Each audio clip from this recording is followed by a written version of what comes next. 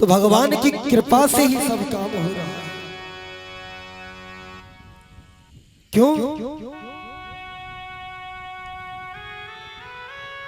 जब संतों की कृपा हो जाएगी, भगवंत कृपा अपने आप हो जाएगी।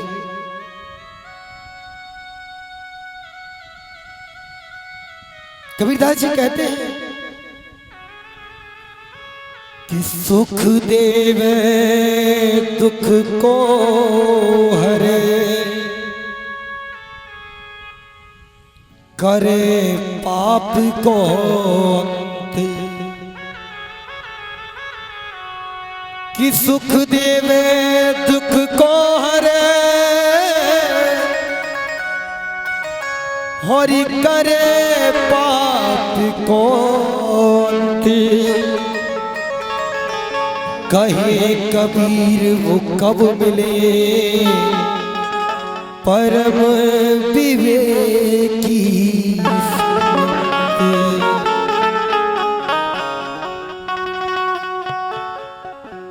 तो मैत्री मुनि कहते हैं विदुर जी से, विदुर जी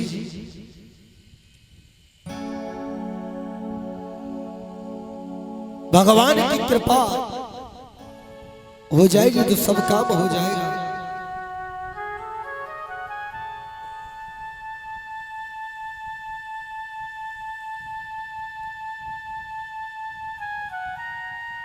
करदम जी कहने लगे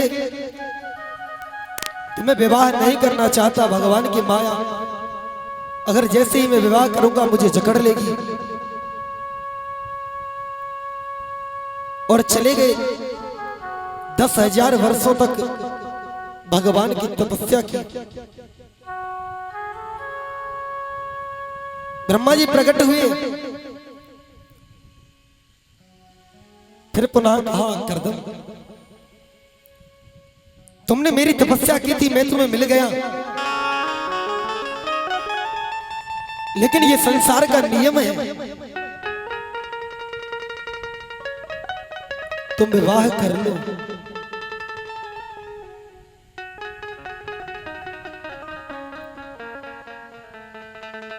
और मैंने तुम्हारा विवाह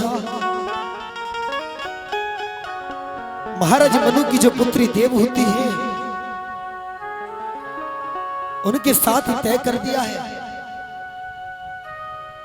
आज से तीसरे दिन वो तुम्हारे यहां आएंगे।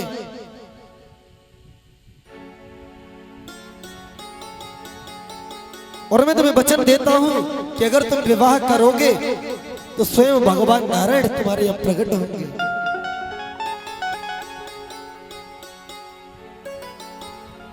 करदम जी विवाह के लिए तैयार हो गए।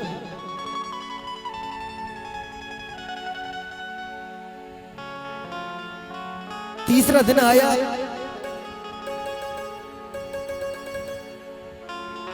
मनु जी महाराज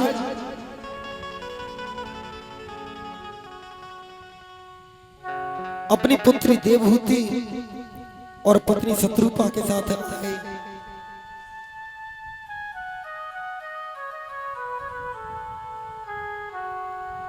करदम जी बैठे हैं, मन में विचार कर रहे हैं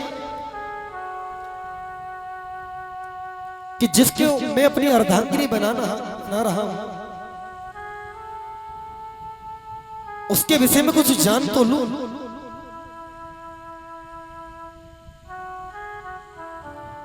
करदम जी ने 3 आसन लगा दिए।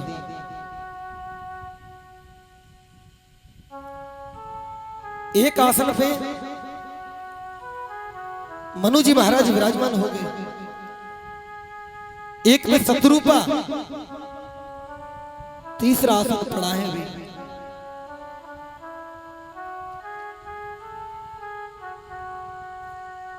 माता देवहूति सोचती है, अपने मन में विचार कर रही है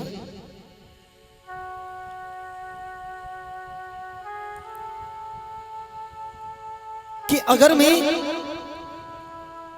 इस आसन पर बैठती हूं तो मेरा पतिव्रत धर्म नष्ट होता है।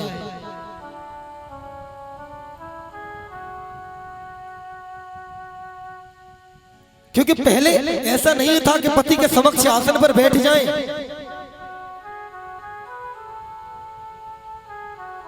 ये तो आज का ही जमाना है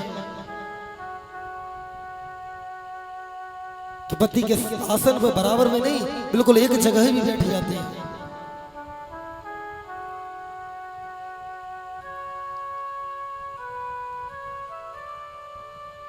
फिर मन में विचार किया,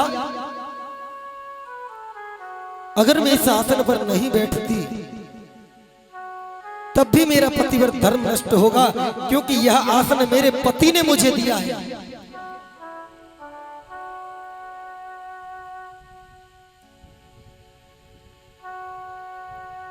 यह भाव था जब माताओं का।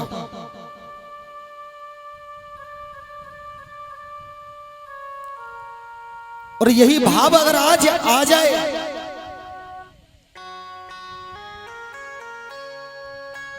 तो किसी घर में कोई लड़ाई नहीं।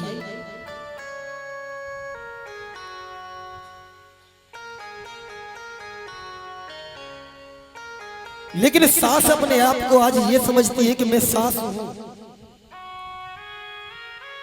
बहू ये समझती है कि मैं बहू हूं, मेरा ही मालिकाना हो गया आते ही। लेकिन नहीं, सास को भी यही सोचना चाहिए कि ये पूरे परिवार को त्याग कर मेरे परिवार में आई है, इसका यहां कौन है। क्या अगर वो सास उस बहू को बेटी की बराबर प्यार दे तो क्या वो बहू उस सास को मां नहीं मानेगी? मानेगी।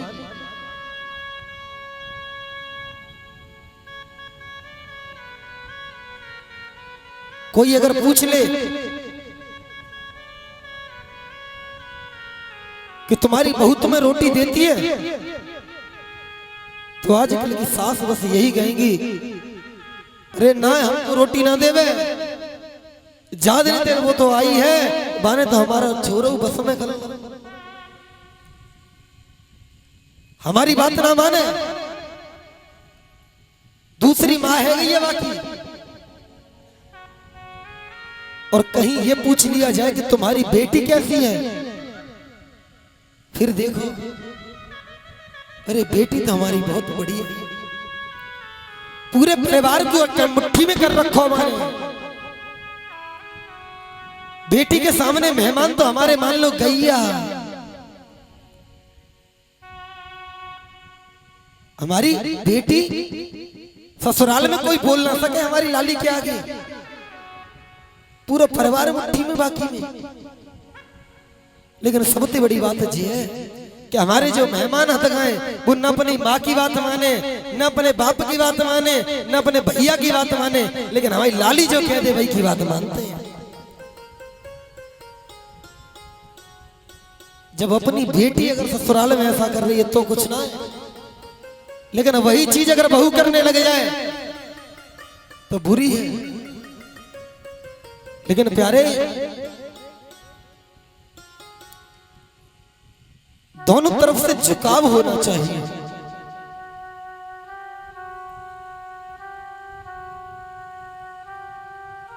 जो आज देवभूति माता ने अपने मन में विचार किया, ऐसा विचार होना चाहिए, ऐसी धारणा होनी चाहिए, ऐसे संस्कार होने चाहिए।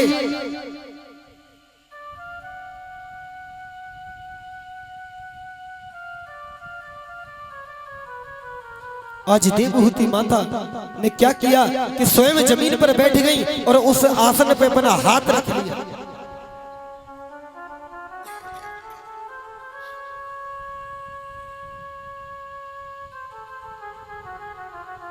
करदम जी के साथ विवाह संपन्न हुआ।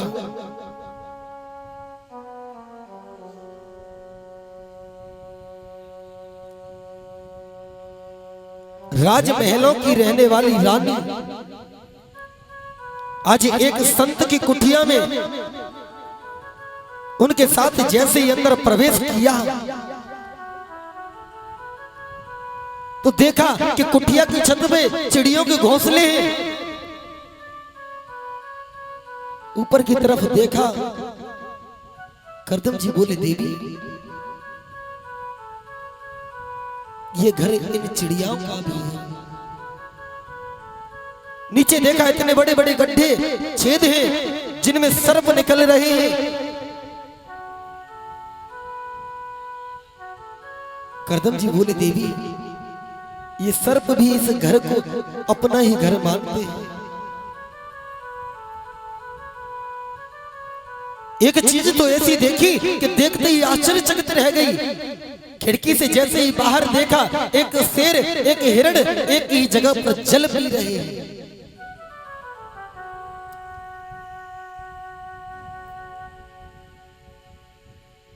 अगर शेर अगर हिरण को देख ले तो छोड़ देगा? नहीं छोड़ेगा। लेकिन संतों का तप उसके बल से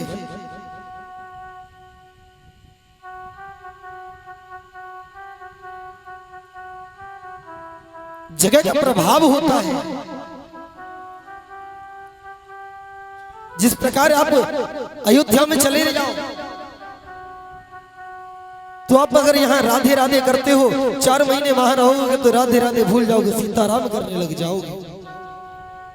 वृंदावन में चले जाओ अगर किसी को बुलाना होगा तो ये नहीं कहेंगे सुनो भैया, नहीं कहेंगे राधे। भोजन मंगाना होगा तो राधे। तो जगह का प्रभाव होता है।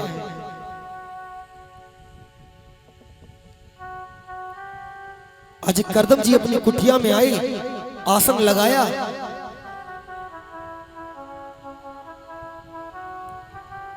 क्योंकि वो तो केवल भगवान के भजन में ही लीन रहते थे।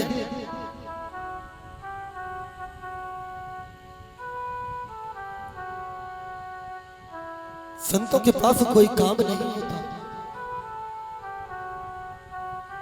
वो तो केवल एक ही बात सोचते हैं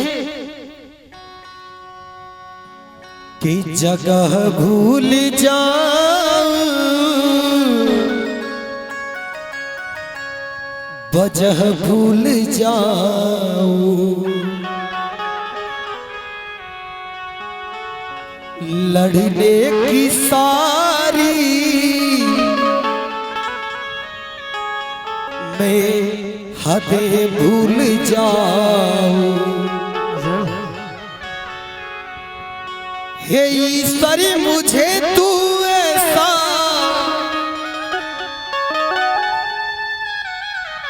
बच्चा बना दे, जय जय, कि हे ईश्वर मुझे तू ऐसा बच्चा बना दे, और लड़ूं शाम को और सुबह भूल जाऊं, जगह भूल जाऊं, वजह भूल जाऊं।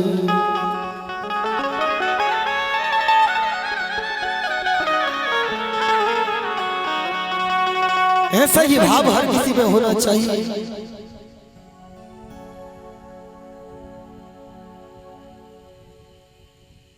आज करदम जी अपनी समाधि में लीन हो गए।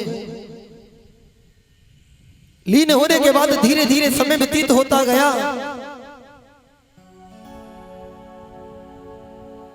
चालीस वर्ष व्यतीत हो गए। जैसे ही एक दिन समाधि खुली, अपने समक्ष एक वृद्ध स्त्री को पाया, क्योंकि देवहूति माता का जब विवाह हुआ था तब तो वो युवती थी। 40 वर्षों में झाइयां पड़ने लगी। करदम जी कहने लगे देवी तुम कौन हो? बोली स्वामी मनोस्तु सतरूपाया,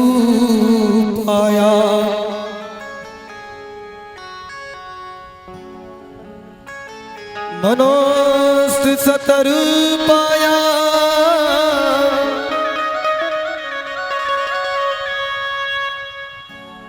तिस्रा कन्यास्तु जय गिरे, आकृति देवहूतिश्च प्रसूति से विस्तृत है। बोले स्वामी, मनु जी महाराज की पुत्री देवहूति हूं। आज से 40 वर्ष पूर्व आपके साथ मेरा पाणी ग्रहण संस्कार हुआ था।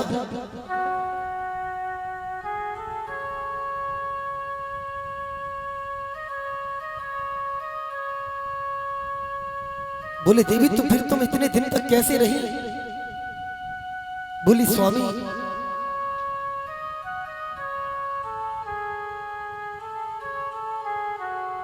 आप आते ही भजन में लीन हो गए। मैंने भी आपके बराबर में एक आसन लगा लिया, उस पर मैं बैठ जाती, भजन करती। भजन करने के बाद आपकी सेवा करती, भीगे कपड़े से आपके शरीर को पोंछती, इन पक्षियों को दाना देती।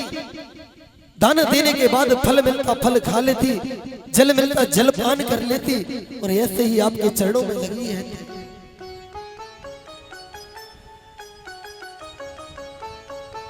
करदम जी प्रसन्न हुए, कहने लगे देवी तुम्हारी कोई इच्छा है? देवहूति माता ने हाथ जोड़ लिए, कहने लगी स्वामी, जो इच्छा हर स्त्री की होती है वही इच्छा मेरी है, और कुछ नहीं चाहिए मुझे।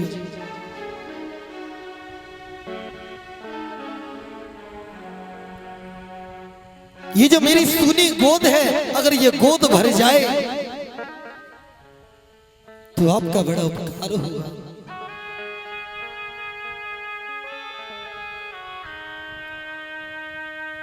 क्योंकि प्यारे, जिस मां के पास कोई संतान नहीं होती उसका दर्द तो केवल वो मां ही जानती है।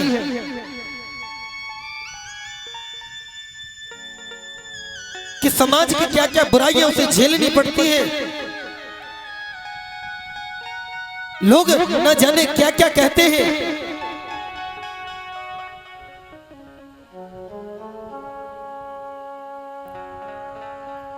कि सास ननद मोहिताइले दे में मुख बाजी बताती, और मिलजुल करके सभी पड़ोसन मुझको बहुत रुलाती।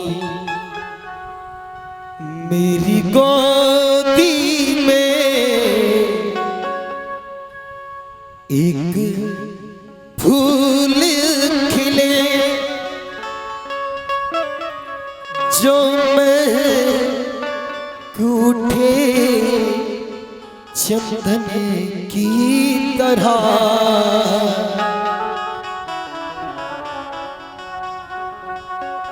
कि मां मांग रही एक बेटा दो, बेटा भी कोई सरवन की तरह। हरि आज्ञाकारी ऐसा हो लक्ष्मण की तरह।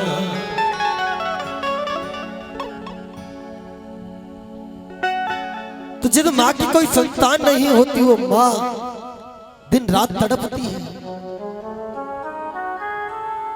हर मंदिर में जाती है, हर देवी देवता के पास जाती है, संतों के चरणों में गिर जाती है कि हे प्रभु, मेरे भी कोई पुत्र हो या पुत्री हो।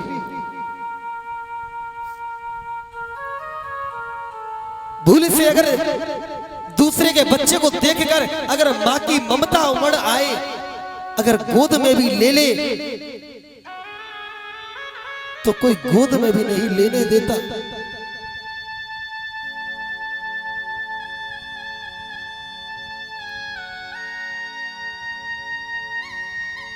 जब वो मां उस बच्चे को देखती है, मां की ममता उसमें उमड़ती है। जैसे ही उस बच्चे को लेने के लिए जाती है और उस बच्चे की मां उस बच्चे को गोद में उठा लेती है, वहीं उस मां का दिल टूट जाता है, कलेजा हिल जाता है, जमीन पे गिर जाती है। फिर तो भगवान से यही कहती है, प्रभु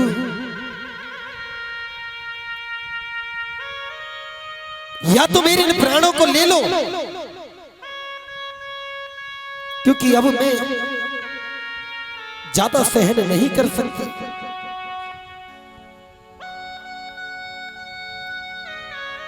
एक पुत्र ही मांग रही और कुछ नहीं मांग रही।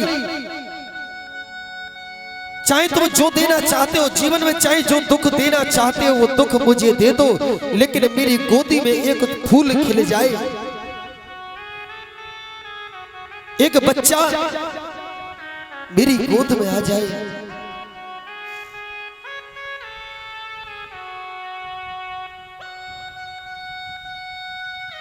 क्योंकि मां तो मां होती है, सब कुछ झेलती है उस पुत्र के लिए।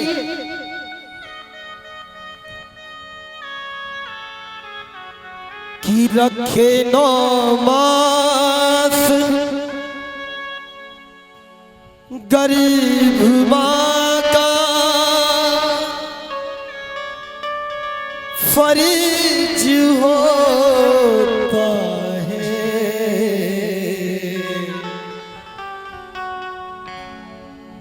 मां की ममता का बेटे पे करीज होता है।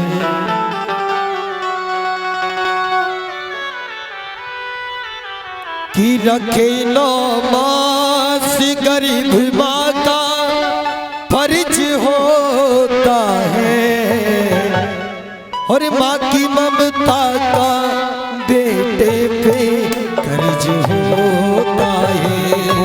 माँ की ममता का तो बेटे पर कर्ज होता है।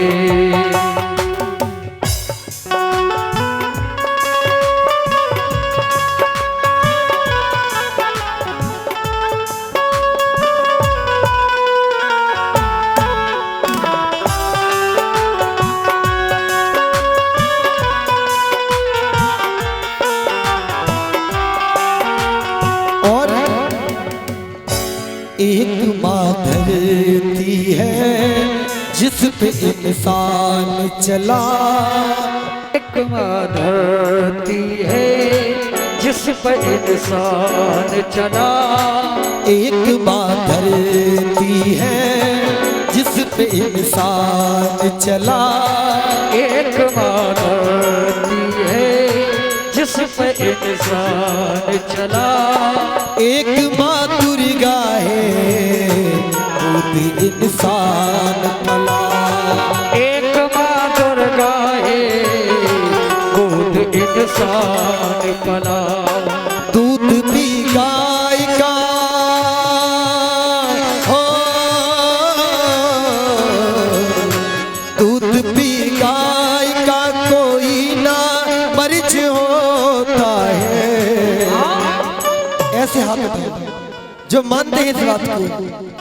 और माँ की ममता का बेटे पे फर्ज होता है। ओ माँ की ममता का तो बेटे पर कर्ज होता है। और माँ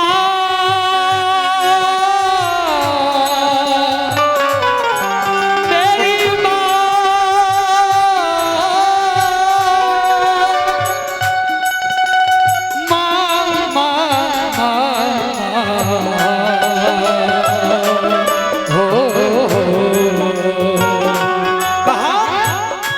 रखे 9 मास गर्भ माँ का फर्ज होता है।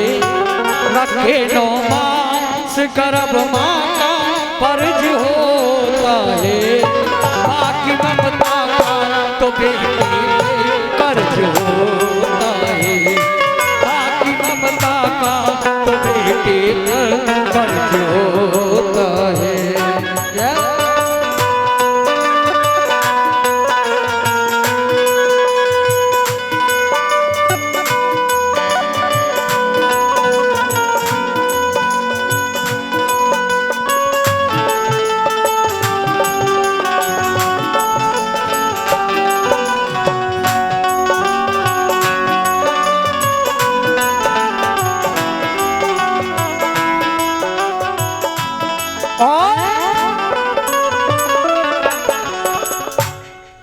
माँ गैया है जो कृष्ण चराई है, एक माँ गैया है जो कृष्ण चराई है, एक माँ सीता है जो राम को ब्याही है, एक माँ सीता है जो राम को ब्याही है। क्यों?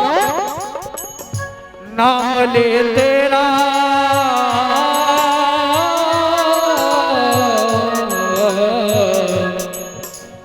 ओ नाम ले तेरा, तेरा क्या हर्ज होता है, माँ की ममता का तो बेटी पर कर्ज होता है, माँ की ममता का तो बेटी पर कर्ज होता है।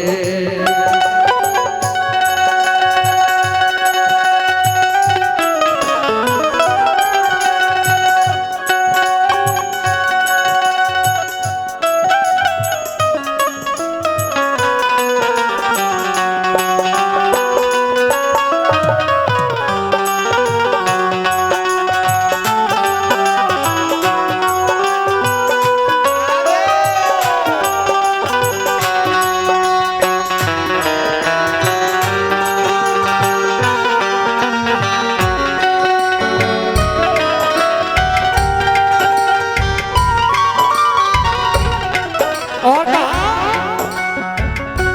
एक माँ लक्ष्मी है जो धन का दान देती, एक माँ लक्ष्मी है जो धन का दान देती, एक माँ सरस्वती है जो स्वर का ज्ञान देती, एक माँ सरस्वती है जो स्वर का ज्ञान देती।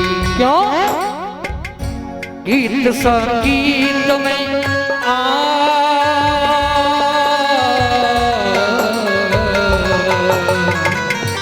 गीत संगीत में पंडित स्वर खर्च होता है। क्यों? माँ की ममता का तो बेटी पर कर्ज होता है, ओ माँ की ममता का तो बेटे पर कर्ज होता है। आज जब इस प्रकार देवहूति माता ने करदम जी से कहा,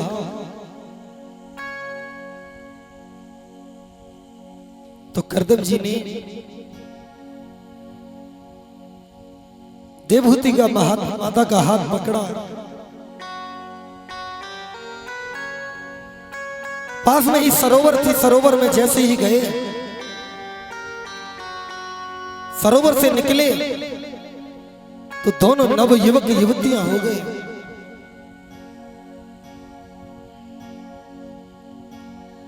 कमंडल से जल लिया, अभिमंत्रित किया,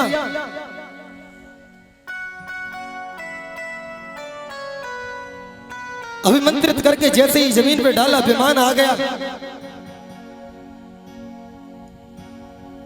विमान आने के बाद विमान में बैठे कुछ दिनों तक विहार किया। विहार करने के बाद जब वापस लौट के आए तो देवहूति माता ने 9 कन्याओं को जन्म दे दिया था। कला, अनुसुईया, श्रद्धा, अभिभू, गति, क्रिया, ख्याति, अरुंधति, शांति।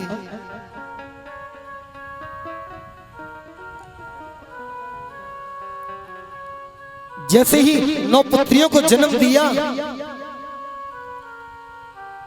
तो करदम जी जाने लगे।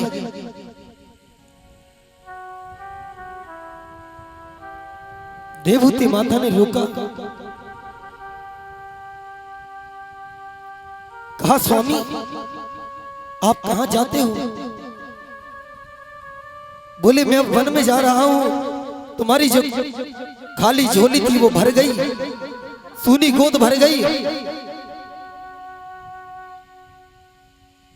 आज देवहूति माता के नेत्रों में पुनः आंसू आ गए।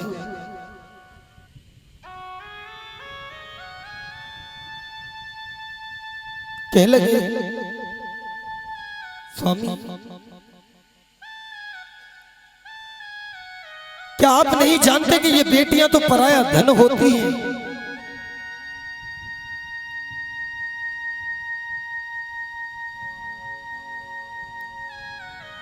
ये क्या सदैव मेरे पास रहेंगे? ये तो पराया धन है, मैं तो पाल रही हूं। ये तो मुझे छोड़ के एक दिन चली जाएंगी।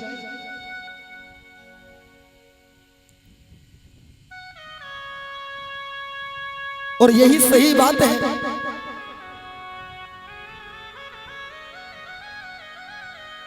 कि बेटियां तो पराया धन होती हैं।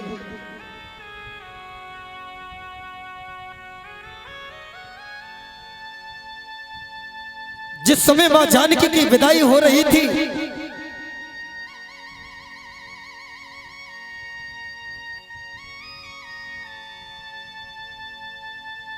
उस समय जनकपुर में जितने भी लोग थे, जितने भी नर नारी थे, हर कोई रो रहा था, हर किसी के नेत्रों से आंसू चल रहे थे।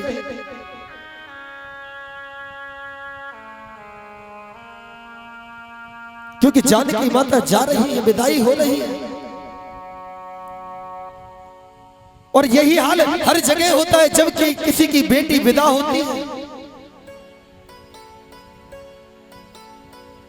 जो भाई होता है रोज लड़ता है, सब कुछ करता है, लेकिन जब बहन जाती है तो उसकी जेठ भर लेता है, रोता है, कहता है कि बहन मैंने तुझे बहुत सताया, तेरे हाथों से चीज छुड़ा छुड़ा के लेकर गया, लेकिन आज तू मुझे माफ कर दे, आज तू मुझे छोड़कर जा रही है, अब मैं किससे लड़ूंगा?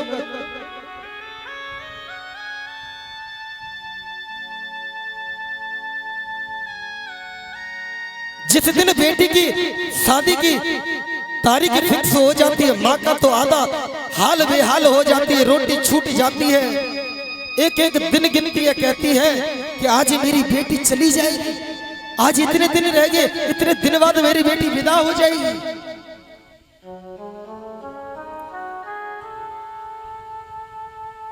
बेटी कहती है माँ मैं तुझे छोड़कर नहीं जाऊंगी। जैसे ही बेटी आती है माँ आंसू पोंछ लेती है, कलेजे में पत्थर रख लेती है कि मेरी बेटी के नेत्रों से आंसू ना जाए, मैं चाहती हूं कि ये हंसी खुशी यहां से विदा होकर जाए।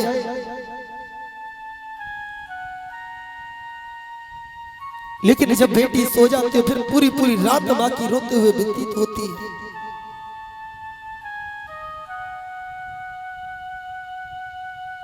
एक एक कार्य करती है लेकिन रोते हुए, मन में सोचती है कि बेटे से रात को 4 बार पानी मांगो, जल मांगो, लाकर नहीं देता, लेकिन बेटी एक बार सुन लेती है तो नींद से उठ के आती है कि ले माँ तूने पानी मांगा था, ले पानी।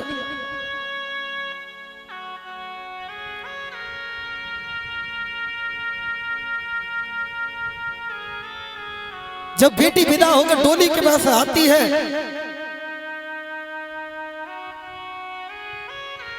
तो पिता वहां पास नहीं जाता, वो दूर से देखता है कि आज मेरी नन्ही सी परी, मेरे कलेजे का टुकड़ा, आज ये मुझे छोड़कर जा रही है।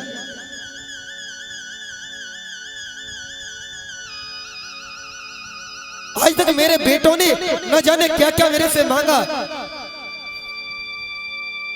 लेकिन मेरी बेटी ने कभी मेरे से ये नहीं कहा कि पिताजी मेरे लिए एक दुपट्टा लाके दे दो। उसने केवल यही कहा पिताजी मेरे लिए कुछ मत लाना, भैया के लिए लेके आ जाओ।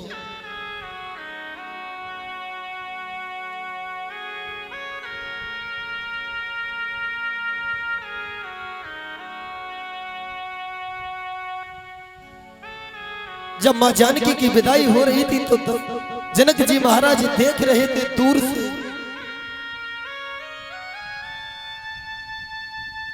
मां जानकी के पास नहीं आ रहे थे, सोच रहे थे कि अगर मैं आज जानकी के पास चला गया तो मुझे कौन संभालेगा।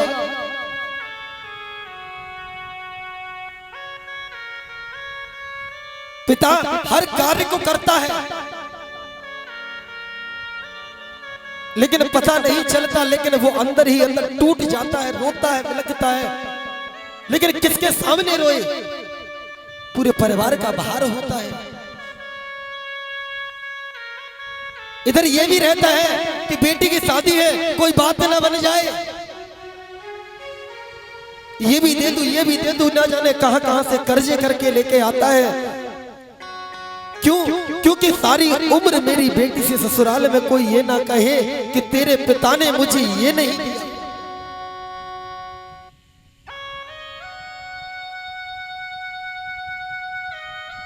एक एक चीज जोड़ता है।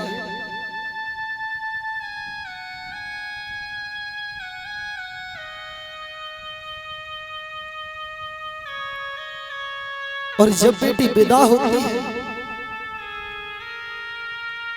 तो वही पिता बहुत देर तक अपने आप को रोकता है, लेकिन जैसे ही बेटी डोली की तरफ जाती है फिर नहीं रोक पाता। सोचता है आज अगर मैंने इसे गले से लगा लिया तब तो ठीक है, फिर पता नहीं कब मैं इसे अपने गले से लगाऊंगा।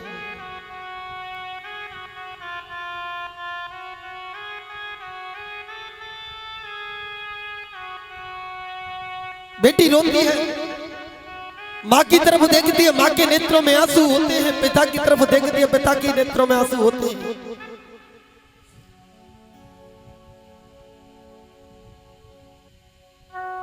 माँ की तरफ देख के तो यही कहती है, माँ ऐ मेरी माँ तू क्यों रोती है, बेटी पराया धन्य होती है।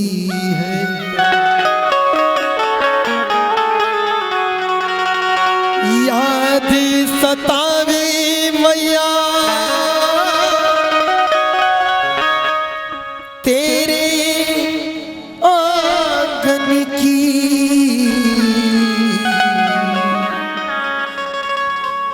मैं गुड़िया तेरे आंगन की, मैं गुड़िया चले कहार मेरी डोली उठा के, कर दो विदा मुझे सगुन गीत गा के। याद सतावे मैया, याद सतावे तेरे, याद सतावे तेरे लाडन की, मैं गुड़िया तेरे आंगन की, मैं गुड़िया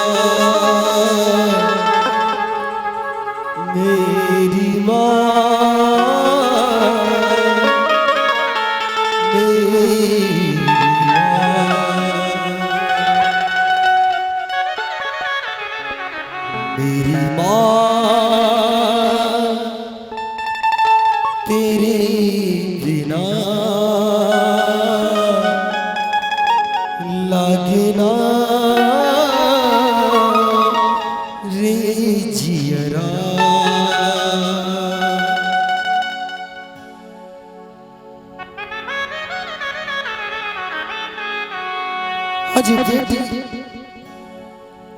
उस माँ की तरफ देखती है,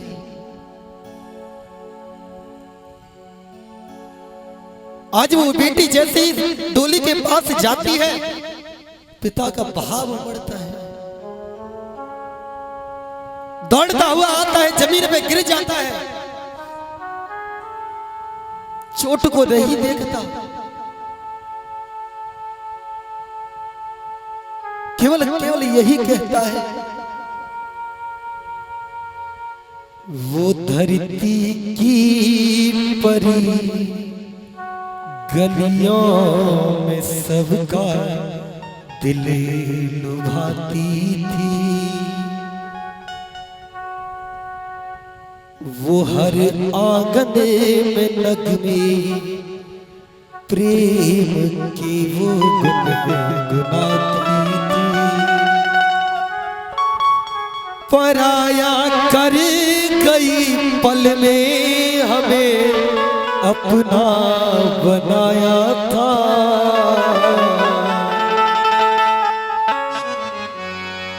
अकेला कर गई पल में हमें अपना बनाया था,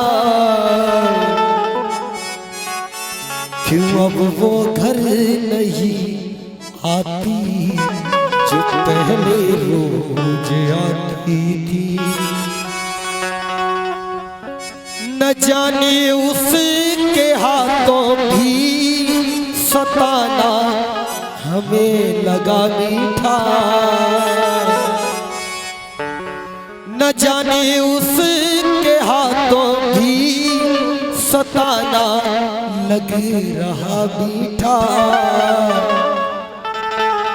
वो पहले यूं सताती थी, वो अब फिर यूं सताती है।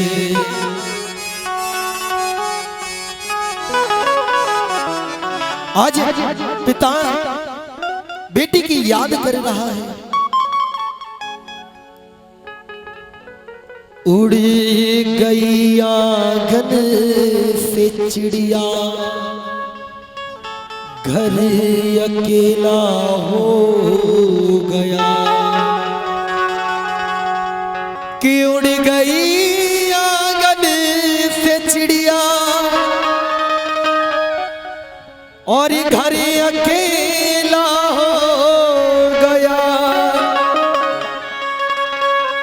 सूनी सूनी गलियां हो गई, ये खत्म मेला हो गया, एक पल में जो एक महीने से सालों से तैयारी चल रही थी, ये लाओ बेटी के लिए, ये लाओ ये लाओ, विवाह के बाद जैसे वो बेटी चली गई, मानो घर की लक्ष्मी चली गई।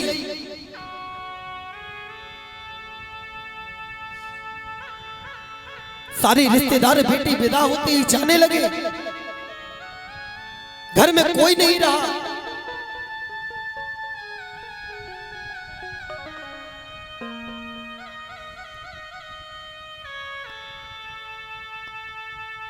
माँ तो केवल बेटी जाती है तो एक ही बात कहती है कि पुत्री पवित्र कि ये कुल दो, कि बेटा जैसी तू इस घर में रही वैसे ही वहां जाना। माँ की जगह सास को माँ मान, पिता की जगह ससुर को पिता मानना, भाई की जगह देवर है, बहन की जगह ननद है। ऐसी ऐसी शिक्षाएं देते हैं। शिक्षा तो जन्म से लेकर जब से बेटी जन्म लेती है, माँ एक एक गुण देती है, उसे एक एक शिक्षा देती है, क्योंकि उसको पता है कि ये बेटी मेरी नहीं, ये किसी दूसरे की अमानत है। बेटे जब बाहर घूमने जाते हैं तो बेटी अपनी माँ के पास जाती है, कहती है माँ ये भैया बाहर हर जगह घूमने के लिए जाता है, तुम मुझे क्यों नहीं जाने देती? तो माँ कहती है समझाती है बेटा, ये मेरी जो सोने की बाली है, ये चैन है, इन्हें हम बक्स में रखते हैं, तिजोरी में रखते हैं। बेटी कहती है हाँ माँ। तो बेटी तू मेरा धन है, तू मेरा जीवन धन है, तू मेरे लिए अनमोल है, इसीलिए मैं तुझे घर की चार दीवारियों में तिजोरी में रखती हूँ। सोचो जीवन भर जिस बेटी को तिजोरी में रखा, घर से बाहर नहीं जाने दिया, आज वो हमेशा के लिए जाती है, तो उस माँ और पिता के ऊपर क्या बीतती होगी। यही बात आज देवहूति माता करदम जी को कहते हैं कि स्वामी, ये बेटियां तो पराया धन है, अगर एक बेटा हो जाए तो। आज करदम जी देवहूति माता को पुनः लेकर जाते हैं, लौट कर आते हैं, कपिल देव भगवान का अवतरित हो जाते हैं। बोले कपिल देव भगवान की जय। जैसे ही कपिल देव भगवान अवतरित होते हैं, सभी देवता आकाश से पुष्प वर्षा करते हैं। ब्रह्मा जी आते हैं अपने 9 पुत्रों के साथ में। करदम जी कहते हैं प्रभु आप आ गए, मेरी 9 बेटियां हैं, आपके 9 पुत्र हैं, दोनों का विवाह करा दीजिए। दोनों का विवाह हो जाता है।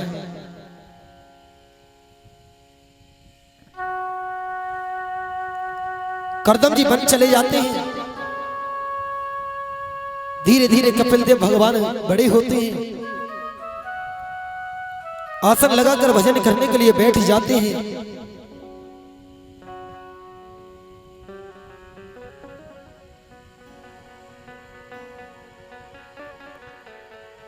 आज देवहूति माता कपिल भगवान के समक्ष जाती है।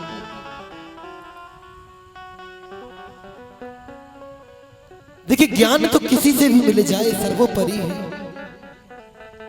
आज देवहूति माता जब कपिल देव भगवान के पास पहुंच गई, कपिल देव भगवान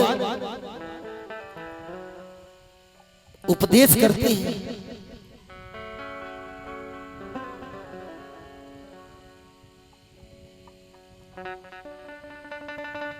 और उपदेश करने के बाद देवहूति माता का जो शरीर है सुधा नामक नदी के रूप में विलीन हो जाता है। उसी को गंगा सागर कहते हैं। तभी तो कहते हैं कि सारे तीर्थ बार बार गंगा सागर एक बार। महाराज सुखदेव स्वामी कहते हैं राजन, मनु जी महाराज के वंश में आकृति देवहूति प्रसूति 3 कन्याएं हुई, जिसमें से देवहूति माता का चरित्र मैंने आपको श्रवण करा दिया।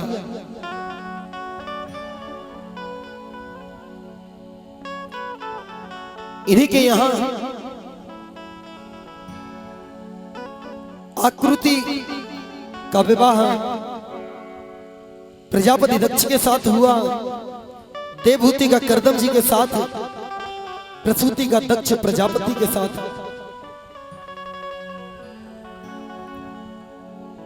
इन्हीं के यहां माता सती ने अपने प्राणों को त्यागा। महाराज परीक्षित ने हाथ जोड़े, कहने लगे प्रभु मुझे थोड़ा विस्तृत करके बताइए।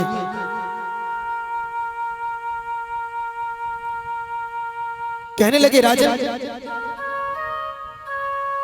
जब एक बार ब्रह्मा जी ने दक्ष को प्रजापति घोषित कर दिया तो उसे अभिमान आ गया।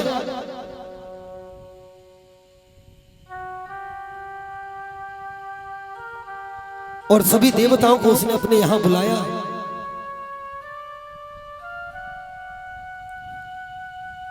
कि देखा विधि विचारी सब लायक, देखा विधि विचारी सब लायक, दक्ष कीने प्रजापति नायक, बड़ी अधिकारी दक्ष जब जाना, बड़ी अधिकारी दक्ष जब जाना, अति अभिमानी हृदय तब आना, अति अभिमानी हृदय तब आना।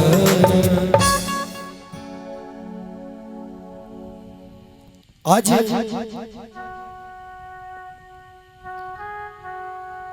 उसी सभा में सभी देवता आए, भोले बाबा भी सभी हैं। तो भोलेनाथ तो हमारे ऐसे हैं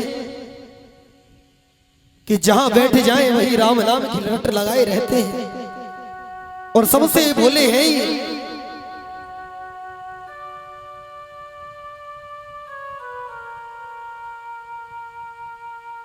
और सबसे पहले भगवान का भजन तो करते ही हैं, लेकिन जो भक्त इनको मनाना चाहे तो मान भी जल्दी जाते हैं। एक नया नया सेठ ने मंदिर बनवाया, सोने का घंटा लटका दिया। एक चोर आया, घंटे को उतारने की सोची, नहीं उतार पाया। सोचने लगा नसेनी नहीं, कुछ नहीं, कैसे उतारूं। शिवलिंग की तरफ देखकर मन में विचार करने लगा, अरे ये काला पत्थर रखा है, क्या करूं। और भोले बाबा की शिवलिंग पर चढ़ गया, घंटा उतार लिया। तुरंत भोलेनाथ प्रकट हो गए। चोर ने हाथ जोड़ लिए, डर गया। भोले बाबा बोले, डरो मत, तुम क्यों डर रहे हो। अरे मैं तुमसे प्रसन्न हूं। बोले प्रभु प्रसन्न क्यों। अरे कि दुनिया फूल चढ़ाती है, धतूरा चढ़ाती है, मिष्ठान चढ़ाती है, दूध चढ़ाती है। अरे पागल, तूने तो सर्वस्व अपने आप को ही मुझे चढ़ा दिया। तो ऐसे हैं भोलेनाथ। भोले बाबा भोलेनाथ की ऐसे ही याद रखो।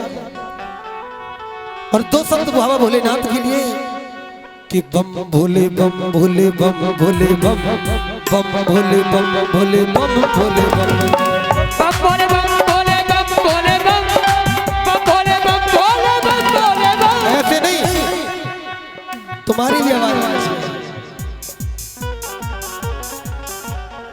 बम भोले बम भोले बम भोले बम।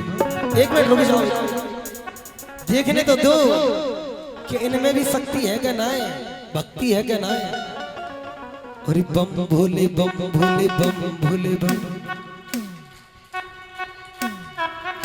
अच्छा एक बात बताओ भैया, कैमरा वाले भैया, हम ज्यादा है कि जी ज्यादा है। गिनो देखो, जी ज्यादा है तो आवाज तुम्हारी ज्यादा निकलनी चाहिए। और मैं गारंटी ले रहा हूं कि ये बार जो दीवार है ना, इससे बाहर भी नहीं जा रही होगी आपकी आवाज। और हमारी आवाज मैं गारंटी ले रहा हूँ गांव तक जा रही होगी। अब तुम कहोगे कि तुम्हारे पास माइक है, तुम यही कहोगे कि तुम्हारे पास माइक है। तो जितना सोचो, हमारे पास एक माइक है, तुम्हारे पास कितने बैठे हैं?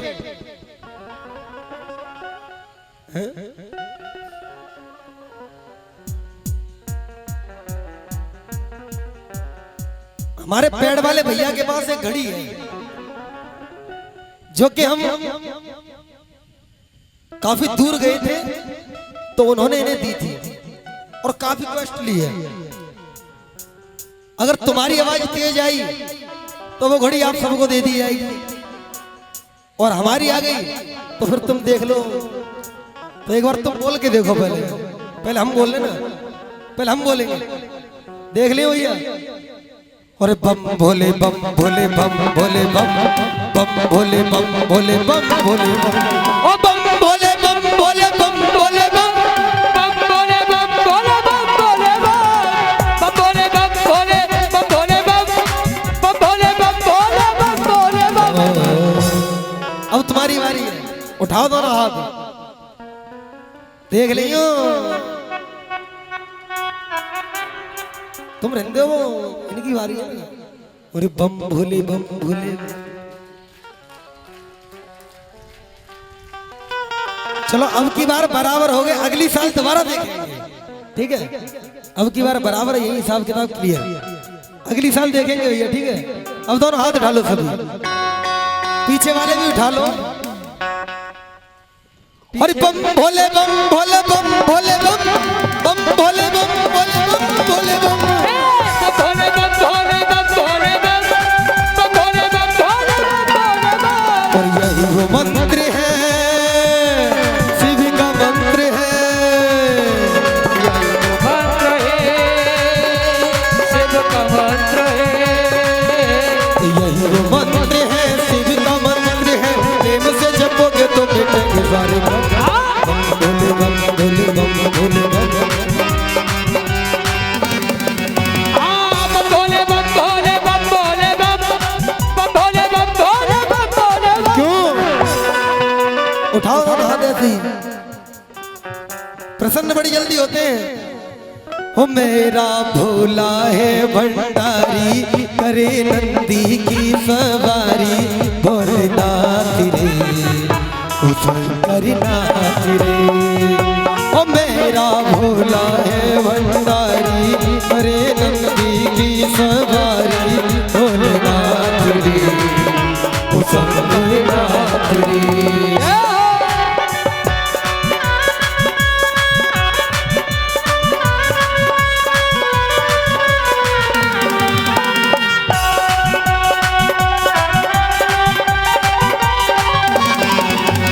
भोले बम भोले बम भोले बम भोले बम भोले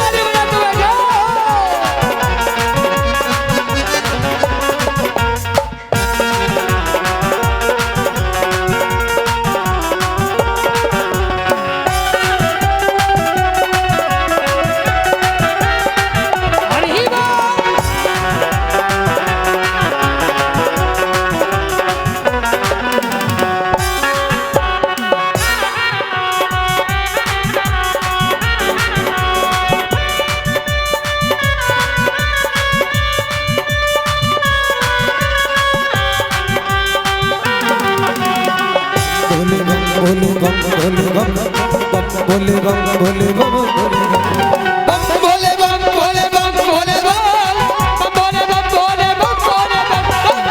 भोले बम भोले बम भोले बम भोले बम भोले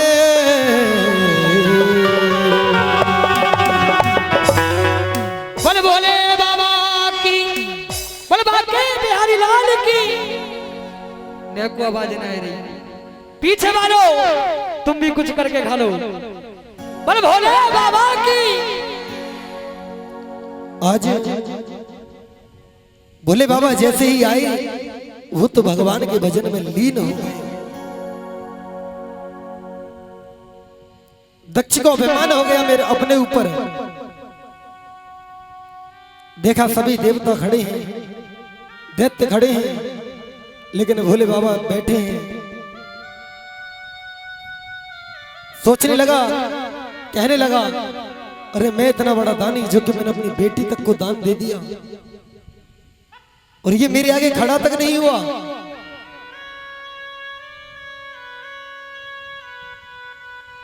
भला बुरा कहने लगा भोले बाबा से।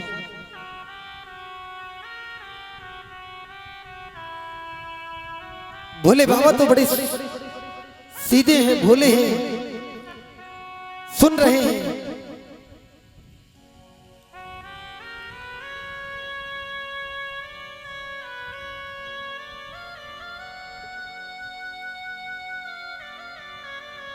जब भोले बाबा को अपशब्द कहने लगा, नंदी को क्रोध आ गया।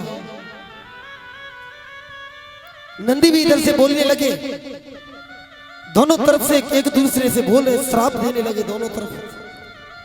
भोले बाबा ने सोचा यहां से चलने में ही फायदा है। कैलाश पे आ गए, लेकिन मैया को कुछ नहीं बताया। लेकिन आज अगर ससुराल में कोई बात हो जाए तो घर आकर यही कहते हैं कि तेरे पिता ने ऐसा किया, तेरे भाई ने ऐसा कर दिया, तेरी मां ने ऐसा कर दिया। लेकिन भोले बाबा ने कुछ नहीं बताया।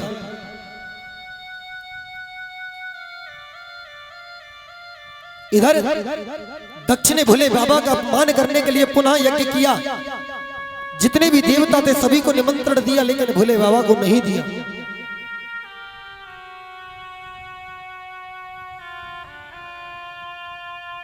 कैलाश से होकर विमान जा रहे हैं।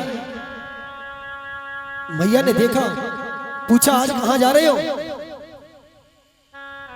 देवता कहने लगे देवी माता आज आपके पिता के यहां बहुत बड़ा यज्ञ हो रहा है, हम वहीं जा रहे हैं। आपके लिए निमंत्रण नहीं है। मैया ने कहा निमंत्रण तो होगा, लेकिन शायद भूल गए होंगे। भोले बाबा के पास आई, कहने लगी पिताजी स्वामी अब देखो मैया की जितनी भी माताएं इनकी बड़ी एक आदत होती है, अगर अपना कोई काम कराना हो तो बड़े प्रेम से जाएंगे, जो इनके पतियों को पसंद होगा वो बना के लाए। जैसे कोई साड़ी वगैरह लेनी हो तो बड़े प्यार से, क्यों जी एक साड़ी आई है नई सी, अगर तुम कहो तो देख लो। और पतिदेव जाएंगे बाजार तो फिर तो दिलवाएंगे। आज मैया भोले बाबा से कहती स्वामी ये नहीं कहा कि मेरे पिता के है ना आपके ससुर जी के यहाँ यज्ञ हो रहा है, चल नहीं रहे क्या आप? भोले बाबा बोले देवी तुम्हारे लिए निमंत्रण आया है क्या? मैया बोली शायद भूल गए होंगे। बाबा बोले मैं ऐसे नहीं जाऊंगा देवी। मैया कहने लगे स्वामी 3 स्थान ऐसे हैं कि जहां अगर निमंत्रण ना हो तो बिना बुलाए भी जा सकते हैं। गुरु के यहां शिष्य बिना बुलाए जा सकता है, पुत्री पिता के यहां बिना बुलाए जा सकती है,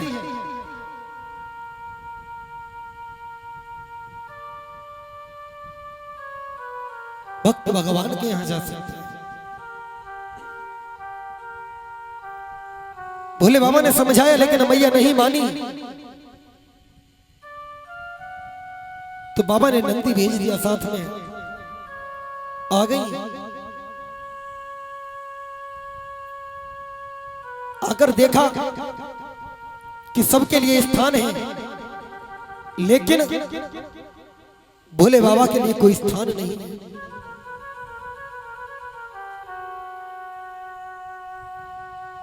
मन में सोचने लगी कि जिस जगह मेरे पति का सम्मान नहीं वहां मैं क्या करूंगी।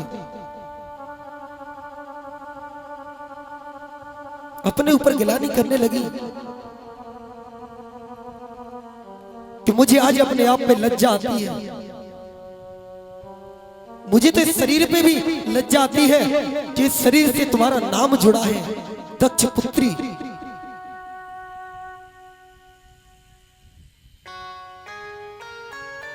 जितने भी और देवता बैठे हुए थे कहने लगे कि भोले बाबा तो बड़े भोले हैं, तुम भी नहीं समझ पाए।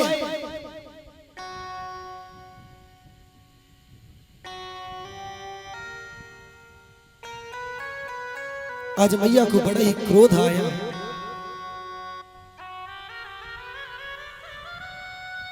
हवन कुंड के पास गई और अपने शरीर में क्रोध था,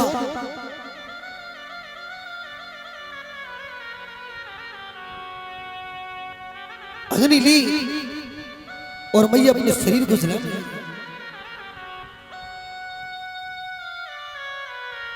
जैसे ही मैया ने ऐसा कृत्य किया हाहाकार मच गया। नंदी दौड़ते हुए गए, भोले बाबा को बताया। भोले बाबा को क्रोध आया, जटा उखाड़ी और जैसे ही जमीन पर पटकी, वीरभद्र उत्पन्न हो गया। बोल दिया जाके पूरी सभा को नष्ट कर दो, यज्ञ को विध्वंस कर दो। नंदी गया, वीरभद्र गया,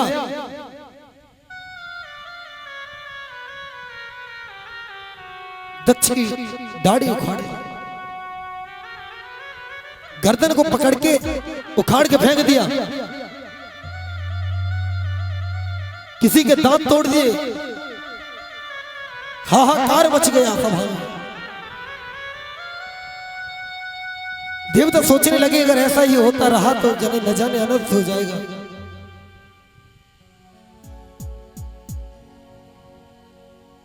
ब्रह्मा जी आए, भगवान नारायण आए, समझाया।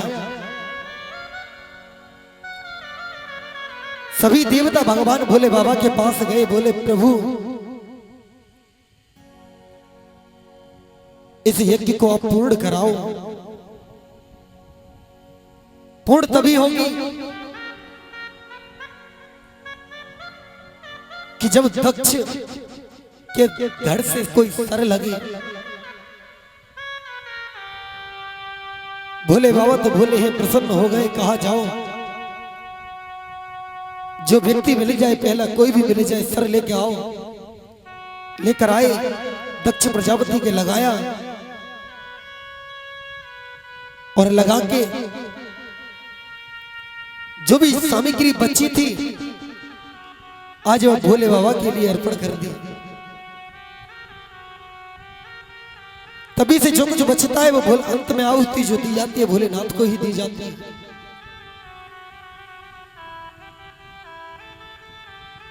सुखदेव जी कहने लगे राजन,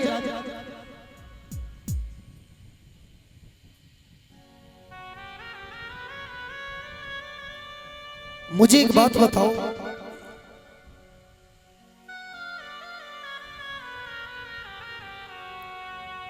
तुम्हारा मन तो है, तुम्हें भूख प्यास तो नहीं लग रही? राजा परीक्षित बोले प्रभु मेरे पास ये केवल 7 ही दिन हैं, मैं इन 7 दिनों में से एक पल तो क्या एक क्षण भी इस भूख प्यास के चक्कर में बर्बाद नहीं करना चाहता। प्रभु मुझे तो तुम आगे बताओ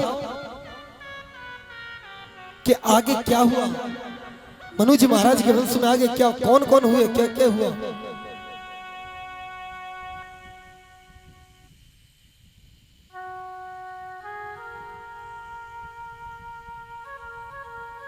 कहने लगे राजन